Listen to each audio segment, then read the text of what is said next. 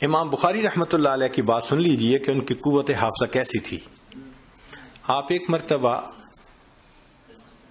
Baghdad گئے، وہاں کے علماء نے بڑے اعلانات کروائے کہ یہ کم عمر آدمی ہیں مگر بڑے حافظ حدیث ہیں، لاکھوں حدیثیں یاد ہیں، وہ آ رہے ہیں۔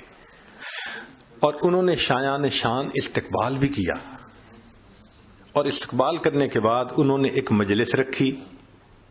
اس مجلس میں بھی انہوں نے اعلان کیا کہ بھئی یہ حافظ الحدیث ہیں اور ان کی قوت حافظہ بڑی اچھی ہے، اور ہم ان سے کچھ احادیث کے بارے میں پوچھیں گے۔ اور اصل میں انہوں نے 10 بندوں کو تیار کیا ہوا تھا، اور ہر بندے کو 10 حدیثیں دی تھیں جن میں کہیں سند کے اندر غلطی تھی کہیں نہ کہیں، اور کہا تھا بھئی تم سب ان سے باری باری پوچھنا۔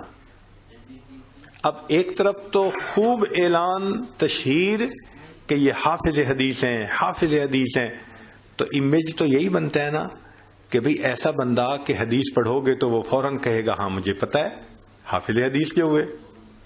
مگر یہاں معاملہ ڈیفرنٹ تھا۔ ذرا اندازہ لگائیے کہ ٹیسٹ کرنے والوں نے بھی کیسی ٹیسٹنگ کی۔ جب امام صاحب کی خوب تعارف کروا دیا، تعریفیں کر دیں، تو بٹھا دیا۔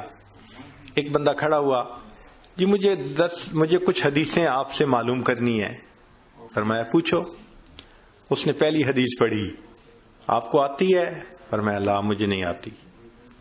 دوسری پڑھی، لا مجھے نہیں آتی۔ تیسری، مجھے نہیں آتی۔ تیسری، چوتھی، پانچویں، 10 حدیثیں پڑھیں، اور امام صاحب کہتے ہیں لا مجھے نہیں پتا، مجھے نہیں پتا۔ اب عام بندہ کیا سوچے گا کہ یہ کہاں سے حافظ آ گیا، اس کو تو آتا ہی کچھ نہیں ہے۔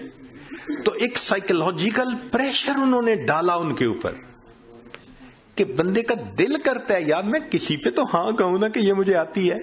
آپ نے کہا لا۔ پھر دوسرا بندہ کھڑا ہوا، اس نے 10 حدیثیں پوچھی، 10 پہ لا کہا۔ پھر تیسرا کھڑا ہوا، چوتھا کھڑا ہوا، پانچواں، حتیٰ کہ 10 کے 10 کھڑے ہوئے، اور انہوں نے اپنی اپنی حدیثیں پوچھی، اور آپ نے 100 حدیثیں سن کے کہا لا مجھے نہیں معلوم۔ تو اب سوچیں عام آدمی کا امپریشن کیا بنتا ہے کہ اس کو تو آتا ہی کچھ نہیں ہے، یہ کہاں سے حافظ آ گیا۔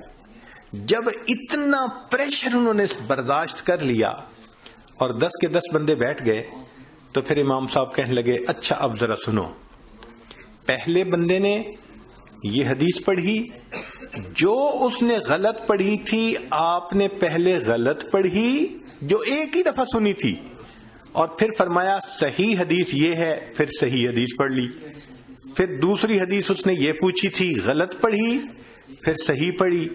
حتیٰ کہ امام صاحب نے جس ترتیب سے انہوں نے 100 حدیثیں پوچھی تھیں، ایک مرتبہ سن کر 100 حدیثوں کو پڑھ دیا، پھر صحیح حدیثوں کو بھی سنا دیا۔